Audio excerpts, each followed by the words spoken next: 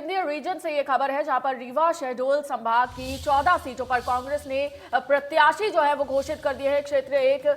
ब्राह्मण 4, ओबीसी 2, आदिवासी 6 और हरिजन 1। विधानसभा क्षेत्र सीधी से ज्ञान सिंह चौहान,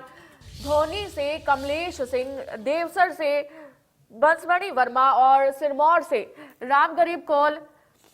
देवतालाब से परमेश गौतम, समरिया से अभय मिश्रा, रीवा से राजेंद्र शर्मा, ब्योहारी से राम लखन सिंह, जयसिंह नगर से नरेंद्र मरावी, कोतमा से सुनील सर्राफ और बांधवगढ़ से सावित्री सिंह, मानपुर से तिलक राज सिंह, मैहर धर्मेश घाई और रामपुर बघेला से रामशंकर पयासी को प्रत्याशी बनाया गया है। और बात सीधी में अगर करें तो टूटी अर्जुन सिंह की परंपरा और इतिहास के पन्नों में अब ज्ञान सिंह का नाम दर्ज होगा। तो विधानसभा अध्यक्ष गिरीश गौतम के भतीजे परमेश गौतम अब आमने सामने होंगे और सेमरिया सीट से कांग्रेस प्रत्याशी अभय मिश्र पर अब दल बदलू के आरोप भी लग रहे हैं।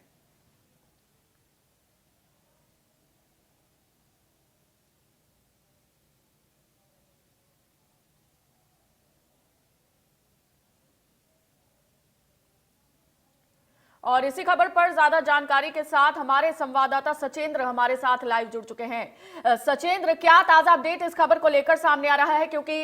इस खबर में देखा जा सकता है कि हर एक वर्ग पर खास तौर पर ध्यान दिया गया है, फिर चाहे वो क्षत्रिय हो, ब्राह्मण हो या किसी भी तरह का वर्ग हो, खास तौर पर ध्यान दिया गया है।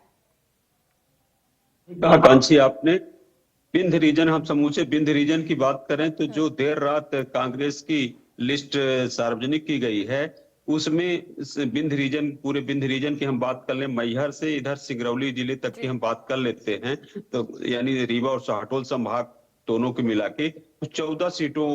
पे नामों का ऐलान किया गया है, जिसमें जाति संतुलन, जो क्षेत्रीय जाति संतुलन है उसको भी बैलेंसिंग करने का काम किया गया है। पिछली सूची जो जारी हुई थी उसमें सिर्फ एक ब्राह्मण चेहरा था और ये जो देर रात सूची जारी हुई है उसमें 4 ब्राह्मण चेहरे सामने आए हैं, एक क्षत्रिय चेहरा आया है और इसमें से आदिवासियों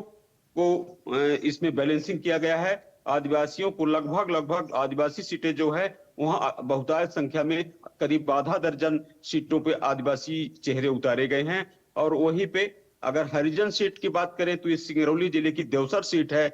जहां से पूर्व मंत्री बंसमणि वर्मा को उतारा गया है। अब हम देखिए पूरा फोकस करते हैं, चूंकि सीधी पूरे विंध्य रीजन की सीधी सीट आज महत्वपूर्ण सीटों में से शुमार है, जहां पे हम अगर स्वर्गीय अर्जुन सिंह के जमाने से बात करें तो उनकी जो परंपरा बिसात बिछाई गई थी, जो जाति संतुलन और सियासत की जो उनकी बिसात थी, वो 2023 के चुनाव में, तब से अब तक में 2023 के चुनाव में उनकी परंपरा को कहीं न कहीं तोड़ते हुए दिखाई दिया जा रहा है। और जो इस परिवार पे कहीं न कहीं कलंक रहा है वो कलंक मिटाने का काम किया गया है। और इस ऐसी स्थिति में जो जिला कांग्रेस कमेटी के अध्यक्ष हैं ज्ञान सिंह चौहान, उनको सीधी विधानसभा सीट से टिकट दिया गया है। तो ये कहीं न कहीं सीधी विधानसभा सीट आज काफी महत्वपूर्ण मानी जा रही है और ज्ञान सिंह चौहान का नाम इतिहास के पन्नों में दर्ज होगा, क्योंकि सीधी की सियासत की हम बात करें तब से लेके आज तक किसी ऐसे चौहान, चूंकि सीधी चौहान कहीं न कहीं चौहान खंड के नाम से जाना जाता है और चौहान खंड के नाते जो है तो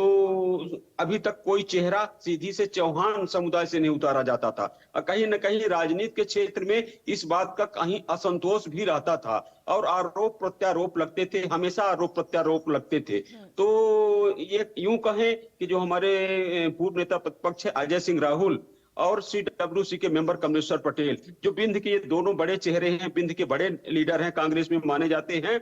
तो इन दोनों की सहमति से सीधी विधानसभा से अब की बार जो है तो ज्ञान सिंह चौहान कैंडिडेट होंगे और ज्ञान सिंह का कड़ा मुकाबला होगा यहाँ पे। यहाँ से चूंकि रीति पाठक बीजेपी से सांसद को बीजेपी ने टिकट दिया है, वहीं एक जो पूरे विंध्य में खासतौर से सीधी विधानसभा में एक बड़ा चेहरा है